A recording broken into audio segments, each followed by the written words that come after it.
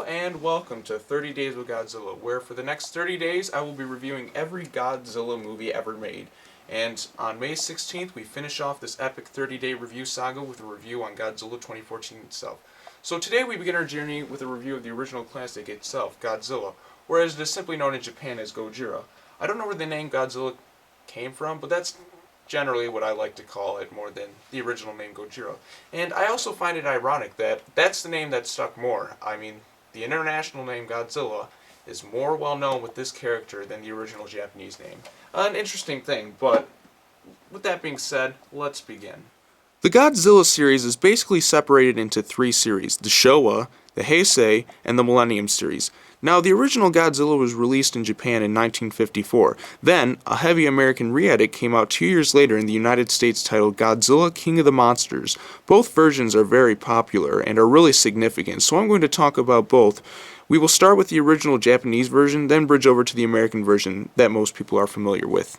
Now, the original Godzilla was directed by legendary Japanese filmmaker Ishiro Honda. He also directed several other Japanese monster movies, including Rodan, Mothra, and my personal favorite, War of the Gargantuas. The effects in this movie were done by legendary effects guy Eiji Tsuburaya. He paved the way for a lot of amazing special effects. He mostly utilized miniatures and did most of the work on the Toho films. He also was behind the television show Ultraman. Some of the effects might seem a little dated, but I always loved miniatures because I always knew the work involved, and I honestly prefer them to some really crappy CGI. Also, I want to give one more quick shout out to the legendary composer Akira Ifukube. Now, he did music on most of the Godzilla films. His musical score in this film and a lot of the other ones is fantastic. It's something that I can enjoy listening to even while I'm not watching the movie.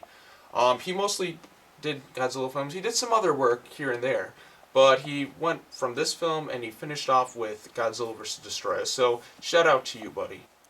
Now, the monster Godzilla itself was a monster created by the effects of nuclear radiation, hence why he has his atomic breath. Godzilla's official origin is explained in the movie Godzilla vs. King Ghidorah, but we will dive more into that when I review that movie. Godzilla is meant to be interpreted as a force of nature. He is in fact a metaphor for nuclear weapons.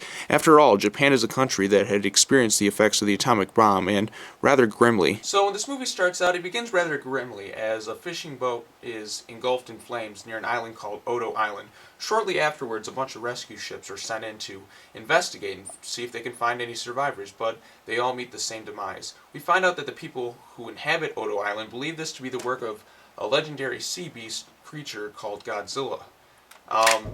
It is also discovered, like in the film, that for years the people would send out sacrifices in order to keep Godzilla from attacking and destroying their village. So, yeah. So with all these attacks going on, an archaeologist by the name of Dr. Yamane and his party head to the island to investigate. They arrive after an attack by Godzilla that had happened in a storm earlier in the movie, aka Godzilla's first attack on shore. Godzilla is finally revealed about 20 minutes into the movie during Dr. Yamane's investigation. The discovery of Godzilla completely alarms Japan and catches them off guard. So the military puts in place a bunch of high electric tension wires all around the city, to protect themselves. But as we all know, they fail because the military can't do shit against giant monsters. So Godzilla engulfs Japan, and the aftermath of his destruction is no doubt symbolic of the atomic bomb on Nagasaki. So with Godzilla being virtually unstoppable, the only light of hope revolves around a weapon called the Oxygen Destroyer created by a man named Dr. Serizawa. Now, Serizawa is in an arranged marriage to Dr. Yamane's daughter, Emiko. However, Emiko is in love with a man named Ogata, played by Akira Takarada, an actor who would appear in a lot of the later Godzilla films, and he's also going to be in Godzilla 2014, which is, pretty awesome if you ask me. Now, what Serizawa's device does is it, kills all the oxygen in the water, and it basically liquefies all life around it. Yeah, it's flimsy science, but if you're willing to suspend your disbelief for a giant fire-breathing dinosaur, then I'm sure that really isn't that big of a deal for you. So in this movie, Serizawa tells Emiko about his device and why he doesn't want to show the world what this device can do because of the potential harm it can do to society if, say, it were to fall in the wrong hands. It really puts so much of a burden on Serizawa, and in this movie, he goes through the hardest of dilemmas, hence why he is my favorite character. I guess you could say that the burden Serizawa feels is similar to what the father of the atom bomb, Edward Teller, must have felt after discovering such awesome power. So basically, after finding out about this, Emiko vows to never tell anyone. There's a whole trust thing going on here.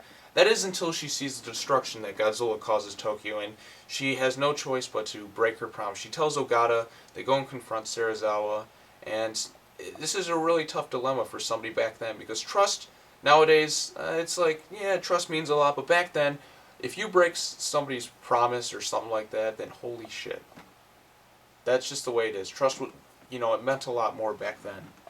It's a really dramatic scene because not only does Emiko betray Serizawa's trust by telling Ogata, she also is with another man, and on top of that, Serizawa is carrying this huge guilt of creating the oxygen destroyer. They ask him to use the device, but he refuses. Now, coming from Emiko and Ogata's perspective, this seems like a good idea, honestly. I mean, you're thinking about, like, this dinosaur, Godzilla, he could destroy the entire, like, civilization of Japan. So, they don't really understand the burden that Serizawa is feeling through as much as Serizawa does, because he's the one who discovered this destructive power. He thinks that somebody could end up recreating this device and it could cause more harm than potentially Godzilla. It's just like when the guy discovered the atom bomb. It's just like, at first it's like, oh, this is pretty cool. But then afterwards, all the guilt, it swells up inside you because you know that I created this device that kills millions of people. It's pretty dramatic, if you ask me.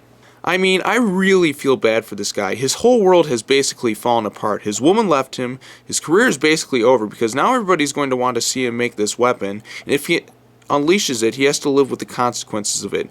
Geesh, talk about pressure. So finally, after all of this, Serizawa reluctantly agrees to use the device on Godzilla after seeing the destruction on TV and seeing a school of girls sing a song in remembrance of the destruction and to all the lives that have been lost. Now, in a really powerful ending, Serizawa and Ogata, they head to the bottom of the ocean where Godzilla is resting. Serizawa unleashes the device, but he cuts his lifeline so that nobody can ever possibly create the oxygen destroyer again, and he makes the ultimate sacrifice, and it's really gloomy, and it's very dark, and it's very sad. As I said before, it's a pretty dark ending, but it ends with a very powerful message. Now, with that being said, let's quickly talk about the American version, Godzilla King of the Monsters, because that version is very well known and very popular here in the United States. It's what most people tend to see, and it's not your typical, like, different language type film. There's a huge difference in each movie. Now, the American version was released in 1956. It stars Raymond Burr, who plays a reporter by the name of Steve Martin. Now, Raymond Burr is a well-known actor who also played the role of the villain in Alfred Hitchcock's Rear Window, and just like in his other roles, he does a pretty good job here. However, his role does seem kind of pointless when you think about it. He's just basically there to shout exposition, with him just constantly reporting everything that happens. It's basically an attempt to, digest the film for us American audiences who are too stupid to actually, just watch a foreign film with subtitles. But he still does a good job. So throughout the movie, they try and hide the fact that they couldn't get the original actors, so they would often do such things like film from behind in order to get the moments that they wanted in the film.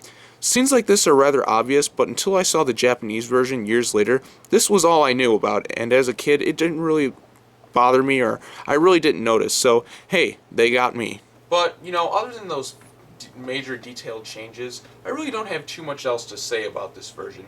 It's pretty unique to see. I recommend watching both films because it's like seeing the same movie in a different perspective, like, oh, those are the missing scenes from that one, or these are added scenes in here. It really is just like, it's just a cool way to see the movie and picture it in a whole new light of day. So with that being said, let me give you my final thoughts on the movie itself. As you can tell, I really like this movie, and I honestly don't care what version I watch. In terms of quality, the Japanese version is obviously better. However, Raymond Burr is still really good in what he does, so I can't disregard King of the Monsters. After all, it was the movie that got me into Godzilla, so I am inclined by nostalgia to give the movie the edge in terms of which version I like more. Any way you look at it, the original Godzilla is more than a run-of-the-mill monster movie. They treat it very serious, and it has a powerful message, and it remains today as one of the most important films of all time. Well, there you go. There's my review on Godzilla 1954.